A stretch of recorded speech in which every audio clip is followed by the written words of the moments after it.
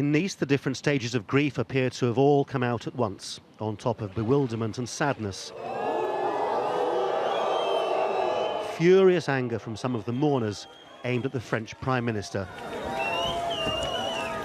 Manuel Valls booed as he came and again as he left after the minute's silence.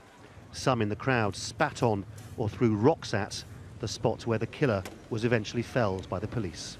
Supporters of the National Front in southern France have come to their own conclusion that Mohamed Bouhlel was an Islamic terrorist, despite plenty of evidence that he was an alcohol-drinking womanizer with psychiatric issues.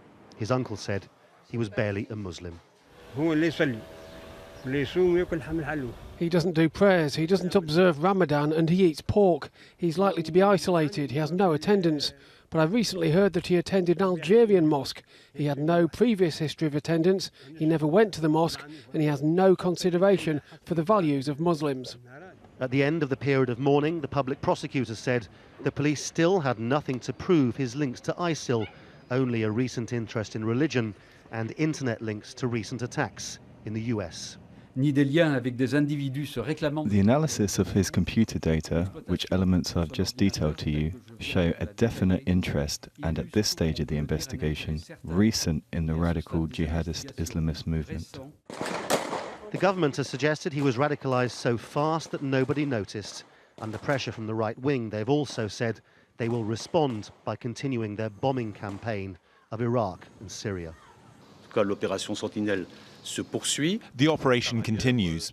Elsewhere, we continue our foreign action against Islamic State in the crucible of Iraq and Syria, and our forces are continuing to strike. They did the day before yesterday, they did last night, and they're continuing to play their role in the coalition to definitively eradicate the ISIL cancer. So the story that France is being asked to accept is that a man who had never shown the slightest interest in religion or politics managed to inspire himself in a short space of time to carry out the sort of action that ISIL would be proud of. And despite there being no link between Bouhlel and ISIL, that this was the kind of thing that they would do, and that he was a Muslim, and that therefore this was terrorism, not the action of a madman. So the summer in France will see big crowds drawn to the usual locations, patrolled by heavily armed police and troops, just in case the politicians are right, and for ISIL sympathisers, a vehicle is the new weapon of choice.